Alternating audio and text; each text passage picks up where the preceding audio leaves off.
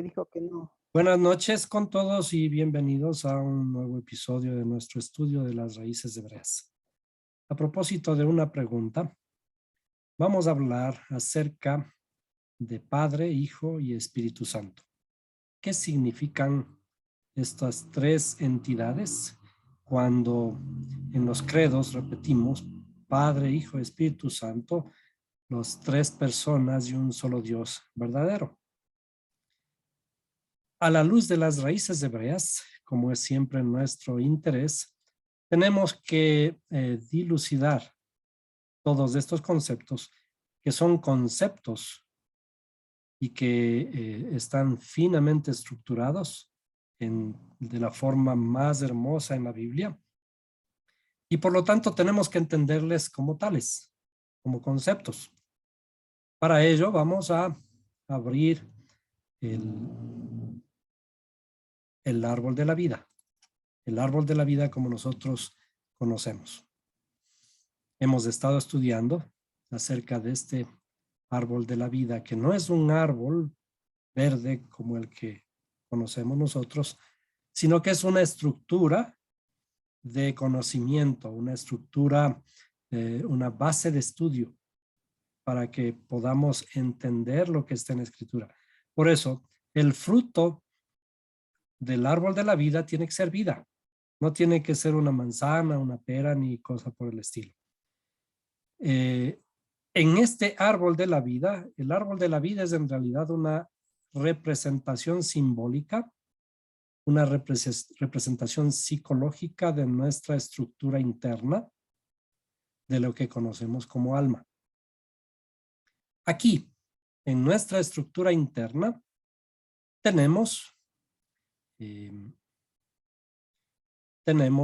una cabeza.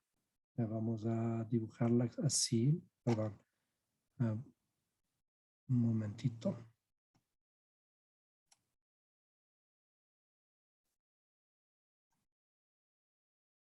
En esta estructura, en la parte superior, tenemos las facultades intelectuales. Entonces, vamos a poner aquí facultades intelectuales. Y abajo tenemos, en la parte inferior, que son 7, tenemos facultades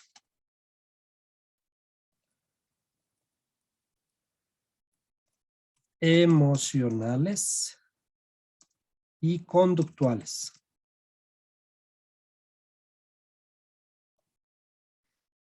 Esta estructura del alma, la estructura de nuestra interioridad, representa a lo que se conoce como el árbol de la vida. En este árbol de la vida se encuentra el Creador. Se encuentra representado, se encuentra simbolizado, porque el Creador vive en cada uno de nosotros. Esta representación implica que en las facultades intelectuales existen tres entidades y nos vamos a referir únicamente a dos de ellas. Dos facultades, dos de las facultades intelectuales. Una es Jochma en hebreo y la otra es Binah en hebreo. Jochma es la sabiduría. Jochma es la sabiduría.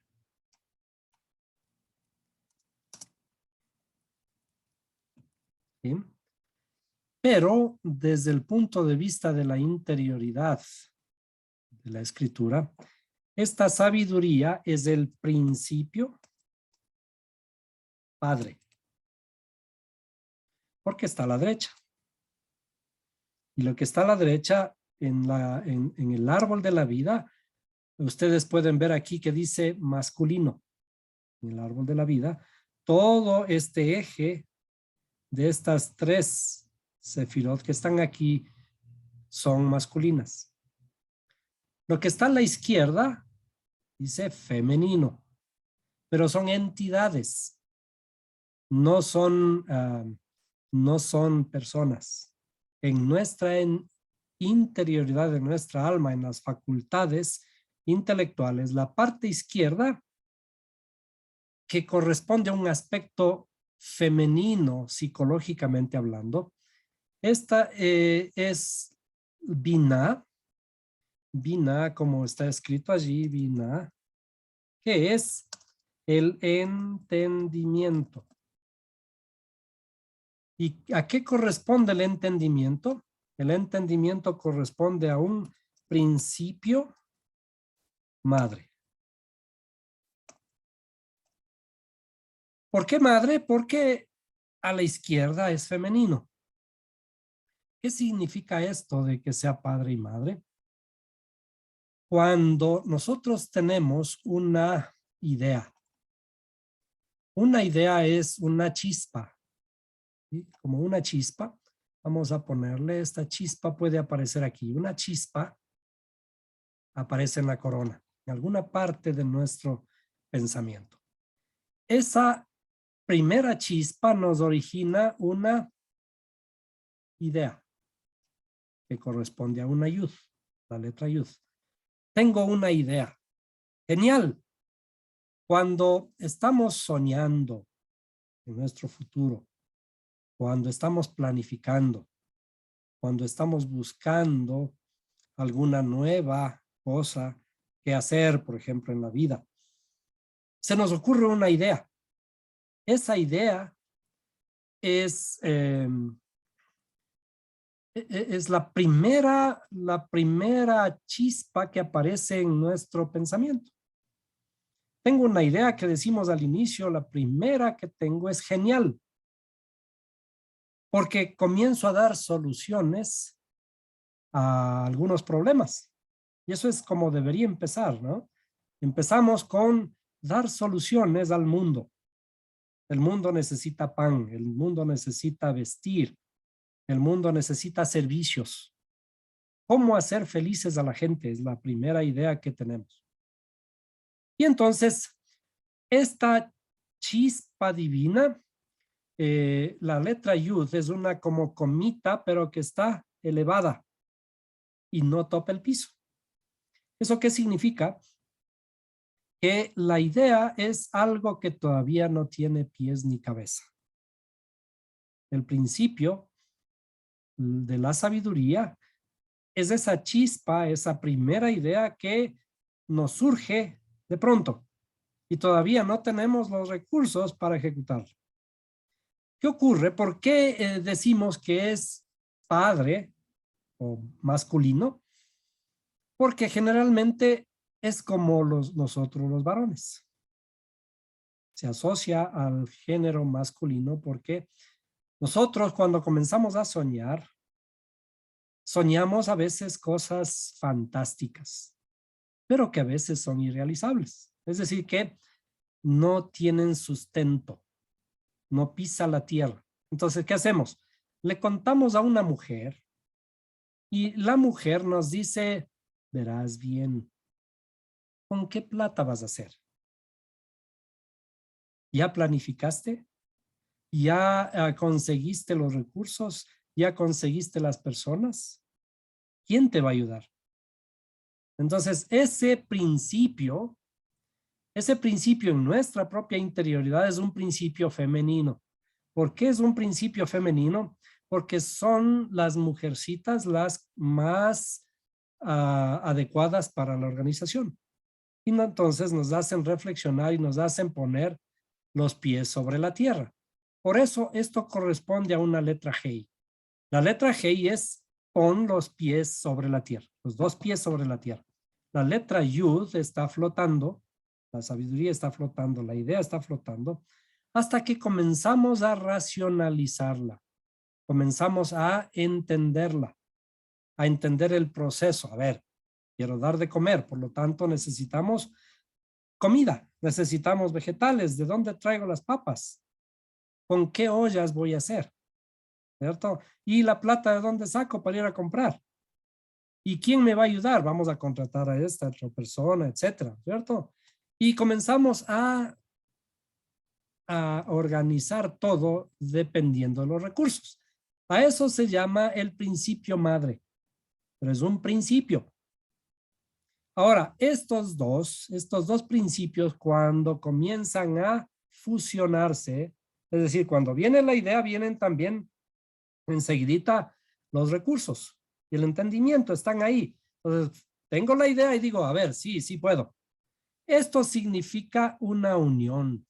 Aquí hay una unión de padre y madre. Hay un matrimonio de la sabiduría con el entendimiento. Pero como son padre y madre, estos dos están siempre juntos. Siempre van juntos. Padre y madre van juntos. En el día y también en la noche. Pero ¿qué ocurre cuando están juntos en la noche? Tienen un hijo. Entonces, este hijo que es fruto de la unión de padre y madre, vamos a dibujarle aquí el hijo que es el fruto de la unión padre y madre, ¿sí? Le llamamos hijo, pero es Da'at. Da'at, que es el conocimiento. Y el conocimiento es el principio llamado hijo. Entonces es un, perdón, es un principio. No es un ser, es un principio en nuestra interioridad. Entonces, este principio nace de la unificación de la sabiduría y el entendimiento. Entonces, estos dos, al juntarse, han dado a luz a un hijo que es el conocimiento. Y este conocimiento, que viene de la madre directamente, ¿sí? Cuando ya comenzamos a ejecutar nuestro proyecto, este conocimiento comienza a tomar todos los recursos que tiene en la interioridad, ¿sí? Comienza a tomar todos los recursos y comenzamos a realimentarnos en las ideas. Ajustamos mejor las ideas y entramos en ese ciclo, en el ciclo de la unificación de padre, madre e hijo. A estos principios en la escritura, que debemos entenderlo de esta forma, se le conoce aquí como padre, ya vimos padre, ¿sí? A esta madre se le conoce como el Espíritu Santo, porque de paso, en hebreo el Espíritu Santo es la Ruach HaKodesh, que es femenino. ¿Sí? Es femenino. Y el hijo, que es que es el fruto de la creación, el fruto de lo que estamos creando, las ideas que estamos haciendo. Es exactamente lo mismo, y esto es en nuestra interioridad, es exactamente lo mismo que ocurre con el creador. El creador es la sabiduría, el principio padre, y es el principio madre, lo que llamamos el conocimiento. El Ruach HaKodesh, ¿sí? El que nos va a guiar a toda la verdad. Y el fruto de los dos es el hijo, el que llamamos hijo, el conocimiento. Por eso al hijo se le llama la luz del mundo. ¿Por qué la luz del mundo? Porque es el conocimiento. El conocimiento es el que nos va a guiar hacia el creador. Entonces, todos estos no son más que principios que están personificados en la Biblia. ¿Qué es la personificación? ¿Qué es la personificación? La personificación es una figura literaria. Personificación es una figura literaria. Así como son la metáfora, ¿sí? Una parábola, parábola, ¿sí? Un símil y cualquiera de de las figuras literarias que empleamos nosotros para escribir, para describir nuestra realidad. Todos estos son símbolos, ¿sí? Estamos hablando de símbolos, porque nuestro propio lenguaje también es un símbolo. ¿Por qué es un símbolo? Porque este símbolo, el lenguaje, es un símbolo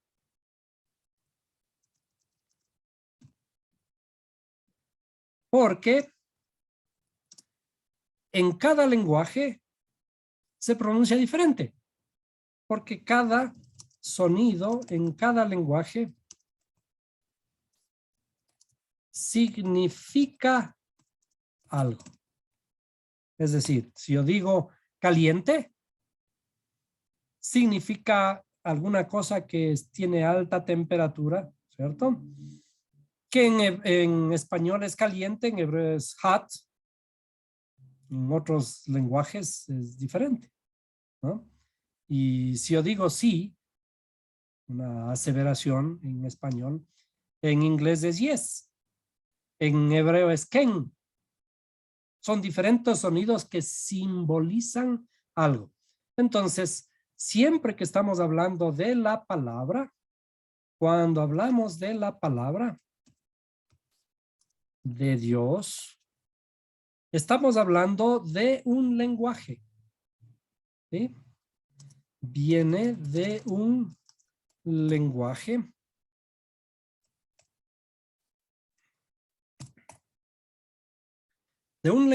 que es un símbolo, ¿sí?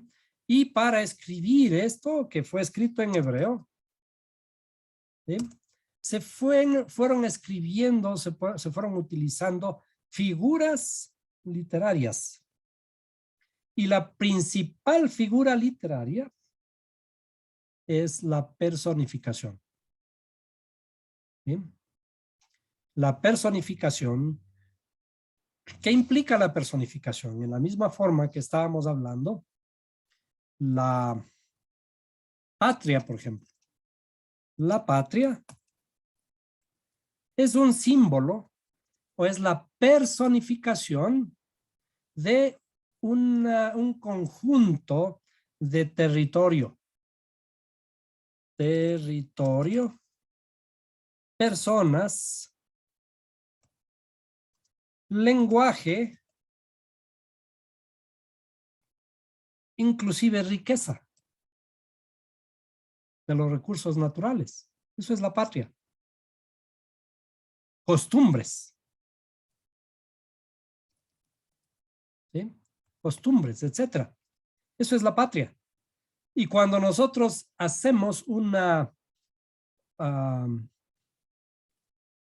juramento por la patria, nos inclinamos ante una bandera y la besamos. No tiene ninguna connotación el hecho de que besemos la bandera, que no estamos besando más que un pedazo de tela. Pero el problema es el símbolo. Esa bandera simboliza la patria y es a ella a la que juramos. Y por eso dicen, si así lo hacéis, ella os premie, caso contrario, ella misma os demande. Pero está personificada como una mujer. La patria está personificada como una mujer. ¿Pero qué es esa patria? Es un territorio. Son personas, son leyes, lenguaje, riqueza, costumbres. En la misma forma, cuando hablamos de la libertad, cuando hablamos de la muerte es una mujer. Cuando hablamos de la justicia, ¿sí? La justicia es otra mujer con vendada los ojos y con una balanza en la mano. Estos son símbolos, son personificaciones de ciertos conceptos que utilizamos en el día a día. Entonces, en la misma forma para nosotros describir el mundo espiritual y para inclusive describir a Dios. Vamos a describir a Dios. ¿Qué es Dios? Este concepto que está mal utilizado, Dios en realidad en la Biblia viene del hebreo. Dios viene del hebreo. Elohim. ¿Qué significa la naturaleza? ¿Sí? Está estrechamente asociado con la naturaleza. Por eso, cuando vemos en el libro del Génesis 1, en todo el Génesis 1 en la creación, aparece únicamente la palabra Dios. 31 veces la palabra Dios. Asociando directamente este nombre de Dios, el nombre del Creador, una parte que significa únicamente la naturaleza. Dibujemos, por tanto, para entender todo esto. ¿Bien? Dios, el Creador, es el infinito. El infinito, este infinito en hebreo se le conoce como Ein Sof. Ein Sof simboliza el todo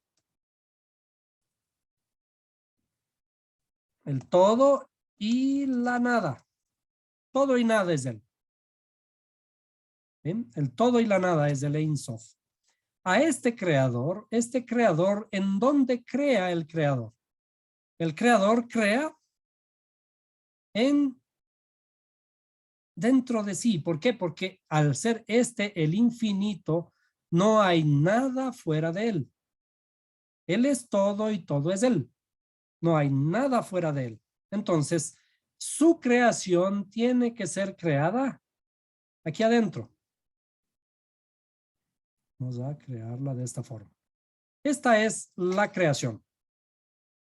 A esta creación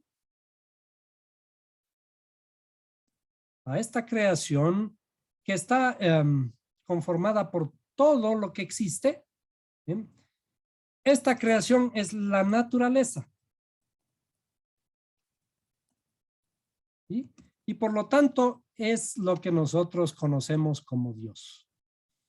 En lo que vimos hace un momentito es Elohim. Esto le tradujeron como Dios. Pero es la parte que encierra esa naturaleza divina. Porque todo es divino de todas maneras. La naturaleza es divina. Por eso le llamamos madre naturaleza. Y cuando estudiábamos los nombres de Dios, inclusive los nombres, el nombre Elohim está a la izquierda porque es femenino. Pero este ser infinito que crea una creación dentro de sí, hay algo externo que se le conoce como Yahweh. Pensando en que estamos hablando acerca de un ser, de un nombre impronunciable, ¿sí? Que no deberíamos pronunciarlo. A esto se le tradujo como Jehová. Y este Jehová aparece en el capítulo 2 del Génesis.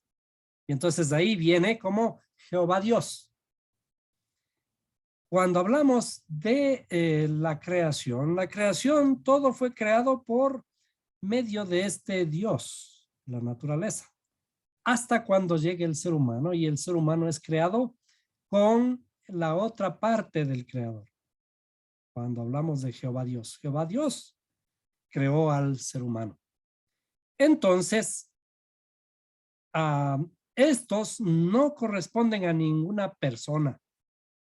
A este Ein Sof se le personifica muy vulgarmente como Dios. Y decimos que este Dios habla, este Dios dice, pero lo que estamos en realidad haciendo es interpretando que todo este Boré nos está hablando por medio de la palabra. Cuando decimos que nos está hablando por medio de la palabra, tenemos que entender que nosotros que estamos dentro tenemos que estar dentro de este concepto. Nosotros, el ser humano que está aquí, somos parte de él. Si es que él es todo y la nada, él es todo y todo es él. Nosotros estamos dentro de él. Por eso la escritura dice, en él somos, en él estamos y en él vivimos. Es decir, también somos parte de él.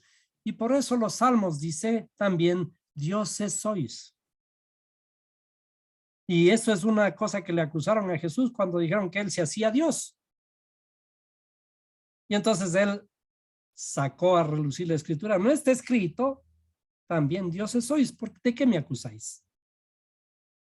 Entonces, todos estos son conceptos que tenemos que ir interpretando, irnos relacionando con todo lo que leemos para salir de la idolatría. ¿Qué es idolatría? La idolatría es la distorsión de estos principios.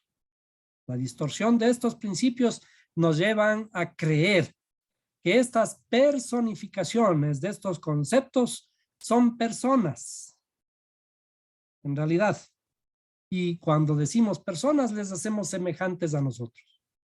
No es que Dios es semejante a nosotros, nosotros somos semejantes a Él.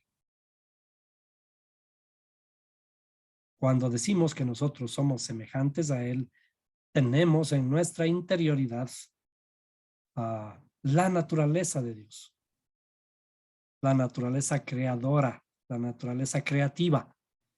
Y esto nos debe llevar a entender que para poder llegar al cielo, como